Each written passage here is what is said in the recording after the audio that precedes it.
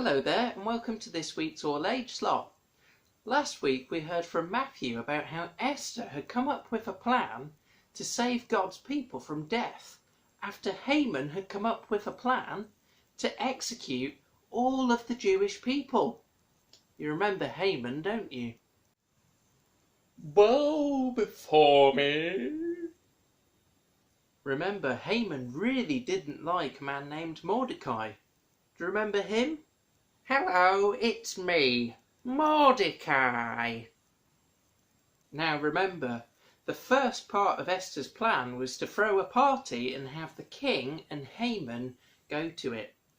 Now, Haman was leaving the party that night and was so happy with how the king had been treating him. He thought he was the king's favourite and he was so happy about it.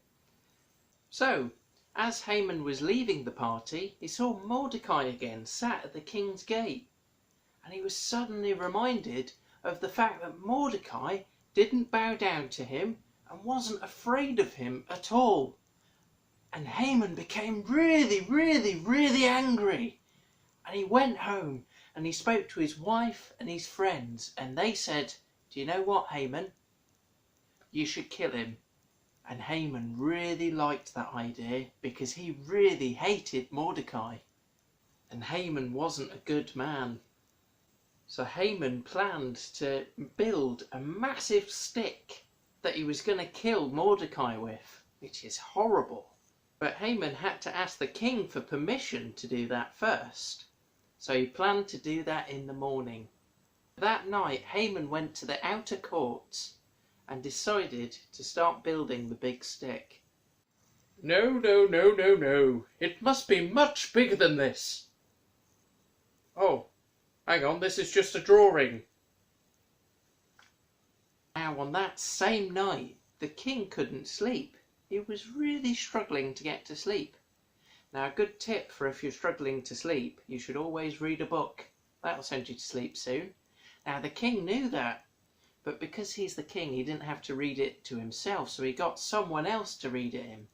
And the book he read was the Chronicles, which documented all the important events that happened in the king's life. Now, in the bit of the book of Chronicles that the servant read, it reminded the king that Mordecai had saved him from those two guards that were planning on killing him. Mordecai had told about Bigthana and Teresh, two of the king's guards, who guarded the threshold, who had sought to lay hands on the king. Now the king was really surprised to hear that.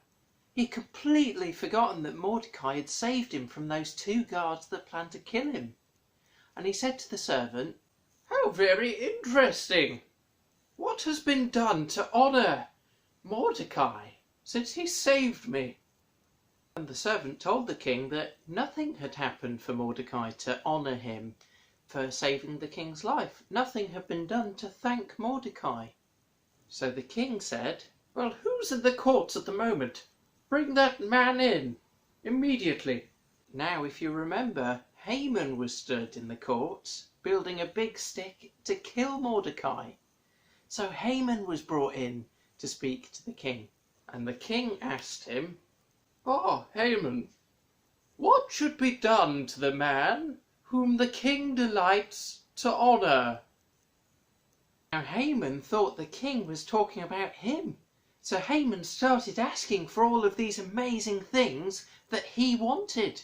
He didn't realise that the king was actually talking about Mordecai. "Well, my king, I would desire praise, and I would have desired clothes that you wear, and your best horse.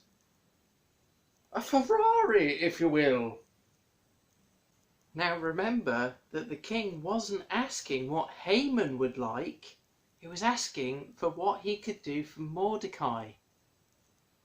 And now, because the king wanted to honour Mordecai, there was absolutely no way that Haman could kill him. Haman could not kill Mordecai anymore because the king really liked him. So how amazing is that?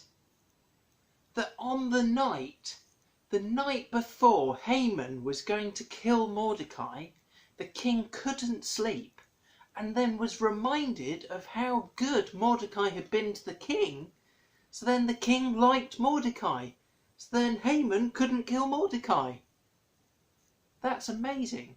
Lots of things happened in that story. The timing was perfect. There's no way any of this happened by accident. Instead, God was protecting Mordecai. And this is what we see in the Bible. We see God protecting his people.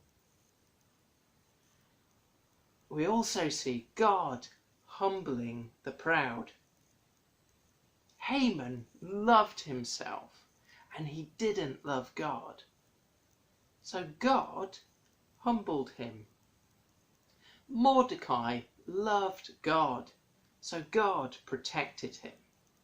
So we can learn from this story that God is in control, that he loves us and that he protects us.